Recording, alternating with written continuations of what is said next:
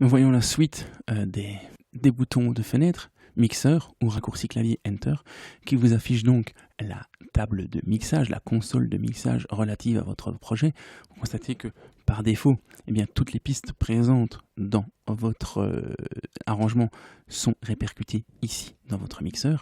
Alors le mixeur, tant qu'il est docké, est accompagné d'une boîte à outils ici d'options qui lui sont propres, donc Show Master qui est assez explicite, Show Insert qui vous permet d'afficher les blocs d'insert que vous pouvez redimensionner comme ceci, donc une seule piste, ou si je maintiens CTRL, toutes les pistes.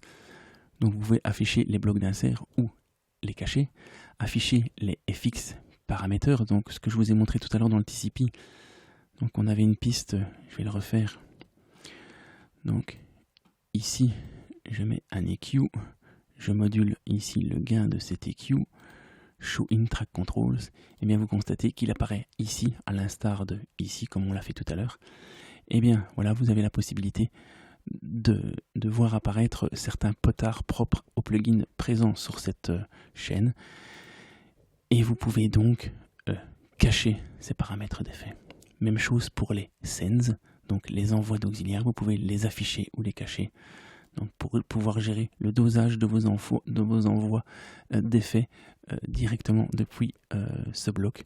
Shift pour bypasser, Alt pour supprimer.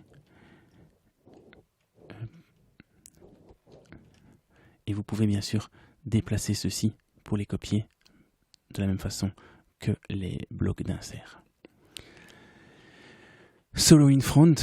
Le solo in front est une fonction un petit peu particulière. En effet, logiquement, lorsque vous mettez une piste en solo, eh bien,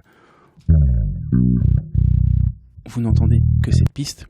Avec le solo in front, les autres pistes ne sont pas mutées, elles sont juste réduites en volume.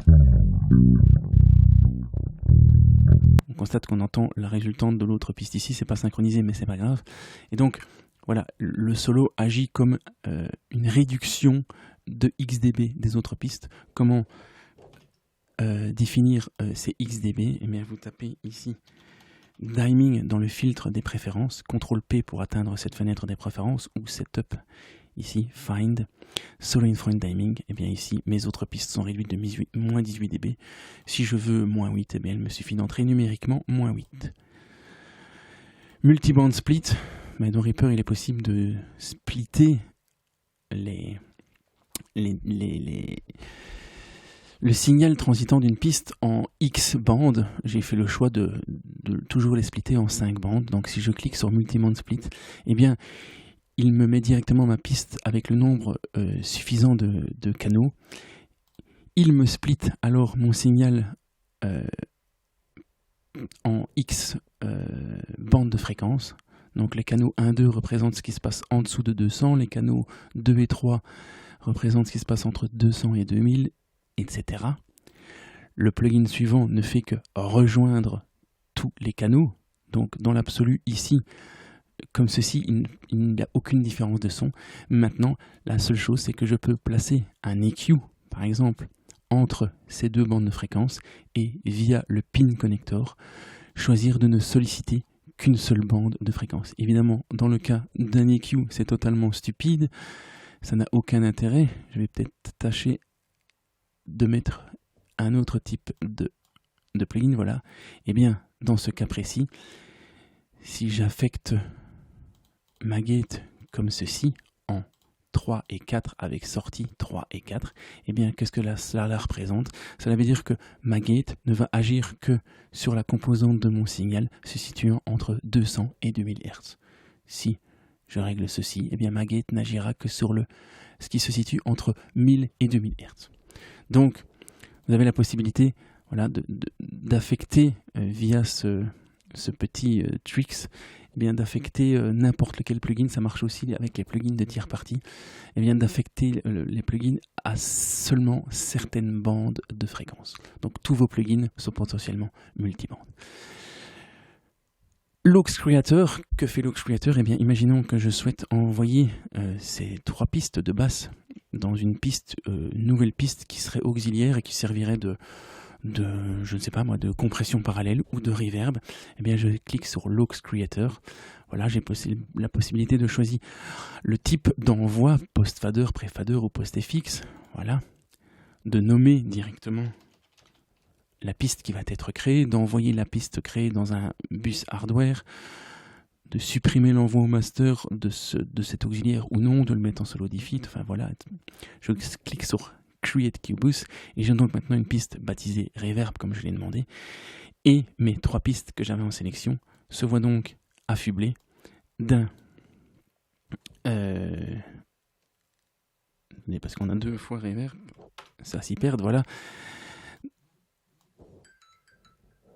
D'un potard auxiliaire qui dose donc l'envoi parallèle à cette piste.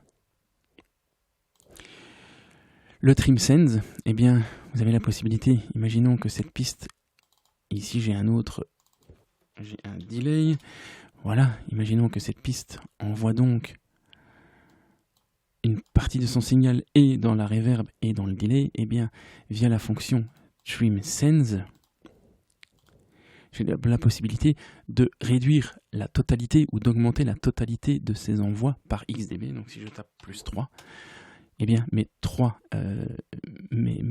tous mes envois ont été augmentés de 3 dB. Si je veux les réduire de moins 40 dB, eh bien on constate voilà, que les envois d'effets ont été réduits de 40 dB. Trim Receives, eh bien c'est pareil. On constate donc que cette piste de reverb a 3 sources de réception qui viennent donc des 3 pistes de basse. Imaginons que je souhaite réduire ces 3 volumes de réception et donc ces 3 potards ici de manière uniforme. Eh bien je clique sur Trim Receive, j'entre une valeur de moins 9 dB et on constate alors que tous les potards de réception ont été réduits de 9 dB.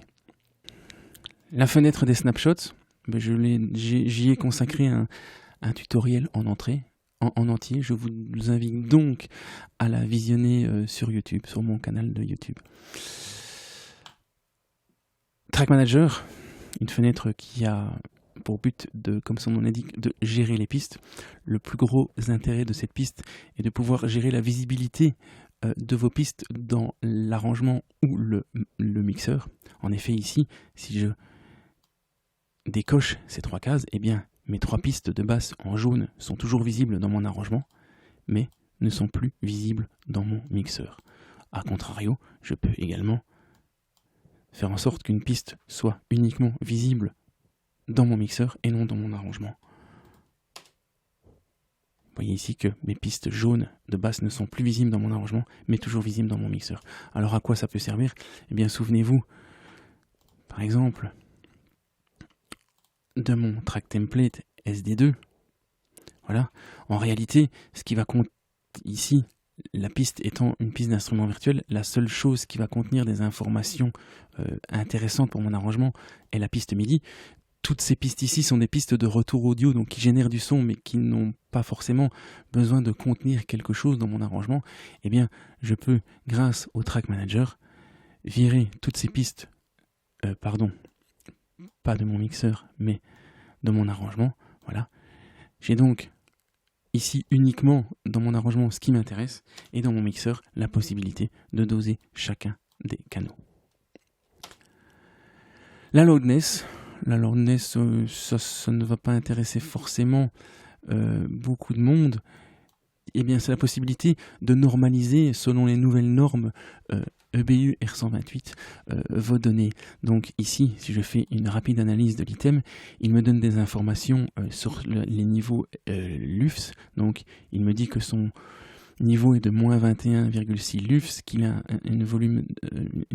un niveau tropique de moins 5,8 dB tropique. Voilà, maximum short term, maximum en tarif. Voilà, ce sont des données plutôt destinées aux professionnels, mais en tout cas, voilà, vous savez que ça existe. Et si je veux normaliser ceci, voilà, je peux normaliser à moins 23 LUFS ou normaliser à une valeur que je souhaite, par exemple, moins 26 LUFS. Et il me réalise alors ma normalisation. Et bien sûr, je peux faire ça sur une longue quantité d'items lorsqu'on gère de de la vidéo, mais voilà, ça peut avoir son intérêt.